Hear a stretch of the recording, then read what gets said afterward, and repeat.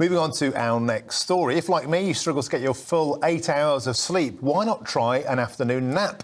Because new research says a 20-minute nap in the afternoon can increase alertness and performance for the rest of the day. Only 20 minutes. That's the trouble. If I put my head down, I'm out for a couple of hours. I was yesterday. You should also eat plenty of fruits and vegetables, take on healthy habits, such as regular napping, could apparently reduce your chances of having a heart attack or a stroke. OK, let's talk now to Dr Lindsay Browning, sleep expert. Lindsay, when you get to my age, naps become more of a necessity than something that you plan in, especially when we work a regular shifts like this. I did 3 hours yesterday. Turned out to be a disaster.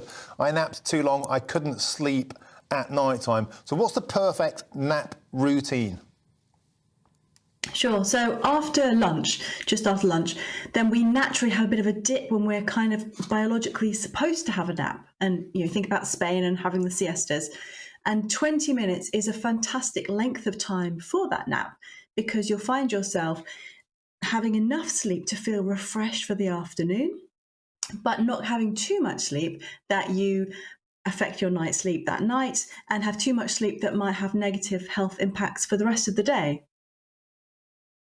Right, yes, so it can actually... Why does a nap... why is it good for your heart, for instance? Why could it help prevent strokes? What's it actually physically doing for you?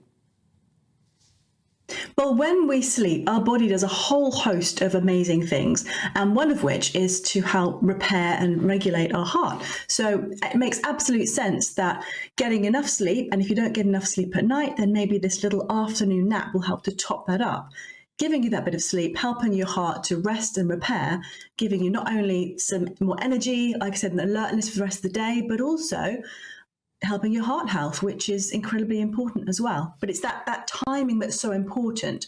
And like yourself, you tend to have a nap and it goes on too long, you wake up after an hour feeling groggy, then if you set an alarm for 20, 25 minutes after you've laid down, then you'll find yourself making sure that you don't sleep too much and keep that nap at that really good optimal length.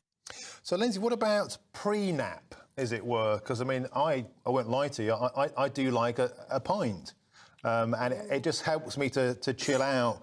But then the problem I have is that 20 minutes is a non-starter. It's always going to be an hour or maybe longer. So, I mean, how do you train yourself to be able to do 20 minutes? Because once I'm down, I'm gone. Well, alcohol and sleep are really not best friends. I mean, as much as I like an afternoon pint as much as the next person. But when we have alcohol, it makes us fall asleep very quickly, but it changes the quality of our sleep. And actually, you'll find yourself almost unable to wake up after 20 minutes because that alcohol is making your sleep very different. So I would really try to avoid alcohol before you have a nap, because it's just going to make the nap not as good quality as you want it to. And before you have a nap, do things like, if you're having a nap at home, go to your bedroom, put even an eye mask on to block out the bright daytime sunshine, maybe some earplugs, and set that alarm. That's the key, so that you don't sleep in so much longer, and keep yourself to a 20-minute nap to help you feel really topped up and refreshed for the rest of the day, so that you can get on with the day. But, you know, definitely don't have a nap before the England game today. Make sure it's after. It's funny because there have been some very famous nappers, haven't there? I mean, you think of Margaret Thatcher, who said she used to have a nap, particularly in the car or something if she was going somewhere. And Churchill always had a nap. So perhaps historically they knew something that we're talking about now. Yeah, well, you think about culturally, if Betty lived somewhere hot, everyone has a nap in the afternoon, or at least they did before the world changed. So, yeah, biologically, it's almost like we are supposed to have a nap at that point in the day. It's what our biology wants us to do. It's natural. And, you know, lots of research like the study you're talking about today proves that it not only makes us feel nice, but it actually physically makes us more healthy as well. You know, you mentioned having an eye mask, the old Top Cat job. But one thing I find works for me is white noise. When my first baby was born, I used to turn the radio on the static, because it creates like a steady background noise. So especially in the daytime, if there's like a bang outside or a car goes past, and I've got a fan at home, I turn my fan on just for a steady background noise. I find that works, because that way you don't get woken up, because there's much more noise in the daytime, isn't there, than there is at night time. Is that useful?